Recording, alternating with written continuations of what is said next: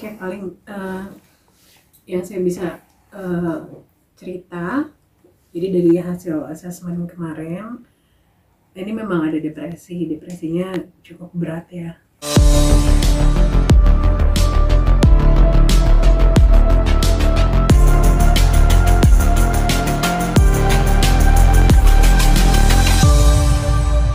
Bismillahirrahmanirrahim. Sebelumnya Nyai dan dokter dan juga psikolog mengucapkan terima kasih ya atas kesabaran dan juga perhatian atensi dari teman-teman media untuk mbakku sayang Mbak Vina Melinda. Untuk kondisi fisik alhamdulillah sehat ya, namun untuk psikis sangat down gitu. Nanti secara klinis bisa disampaikan oleh dokter Diki dan juga psikolog Citra. Kalau Nyai pribadi, dari tadi apa yang disampaikan Mbak Vena sangat menyayangkan ya. Ada korban KDRT yang berani speak up, namun kenapa diolah alih sedemikian rupa dengan beberapa ancaman gitu.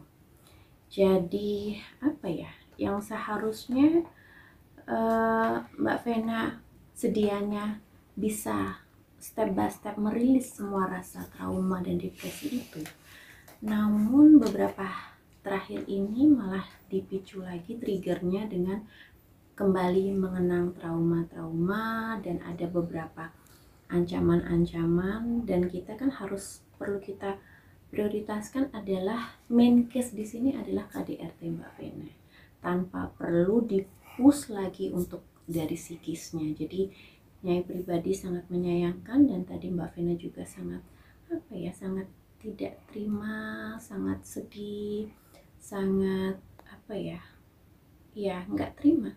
Saya ini korban KDRT, tapi kenapa masih harus diberi beban psikologi yang teramat berat dari ancaman A, B, C, D, E gitu, yang seharusnya itu tidak perlu dan itu sudah case close, tidak perlu dibangkitkan kembali. Kayak paling yang saya bisa cerita, jadi dari hasil asesmen kemarin, ini memang ada depresinya cukup berat ya.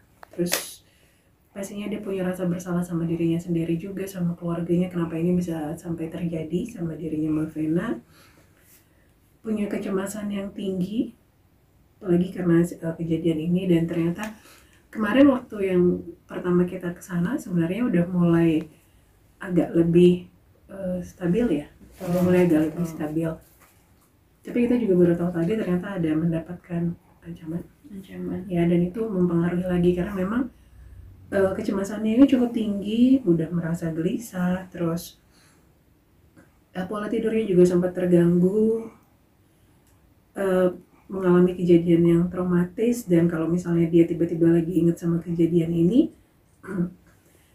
ya dia jadi stresnya muncul lagi, sakit kepala, di fisiknya juga muncul lagi gitu, jantung berdebar tadi juga ada ya dok ya, tapi sudah banyak berkurang. Baru dengar tadi sih ceritanya gitu, maksudnya mendapatkan ancaman dari keluarganya. Betul, jadi ada suatu opini yang akan dibangun oleh pihak dari Mas Ferry, di mana memang itu seyogyanya tidak ada dan itu tidak ada korelasinya. Jadi di saat ini seperti ada bargaining point gitu, dan ini sangat disayangkan. Seharusnya seorang korban KDRT yang berani speak up itu kan harus diapresiasi dan harus didukung secara psikologi. Tapi kenapa dari pihak yang berlawanan bukannya bersimpati, berempati, meminta maaf secara pure dari hati, secara ikhlas, tapi kenapa masih harus ada intrik-intrik yang disampaikan sehingga merusak kembali dari psikologi Mbak Vena gitu. In detail tidak bisanya sampaikan karena kan ini privasi Mbak Vena. Cuman ada sesuatu hal yang katanya aib, padahal ini sudah case close dan bukan aib, tapi digembar-gemborkan dari pihak yang berseberangan agar supaya Mbak Vena mencabut laporan. Tadi sih Mbak Vena nggak mau menyampaikan secara detail dan Nyai sangat menghormati karena Nyai juga pernah di posisi Mbak Vena, tidak bisa Nyai pada saat kasus Nyai bisa share 100% kepada siapapun, event itu kepada sahabat Nyai. Jadi Nyai memberikan ruang, memberikan apa ya, ketenangan supaya kenyamanan ke Mbak Vena itu sendiri. Cuman yang lebih kita concernkan adalah yang seharusnya kan minta maaf tuh minta maaf baik-baik, kan kita juga sudah melihat video permintaan maaf dan lain sebagainya, tapi kenapa berbanding terbalik dengan apa yang disampaikan dari pihak yang berlawanan bahwa akan membuka sesuatu, di mana Mbak Vena bilang itu yaitu case close dan itu tidak benar. Dan kalau misalnya mau ditakut-takutin untuk bargaining point mencabut laporan, Nyai di sini bisa memastikan Mbak Vena nggak akan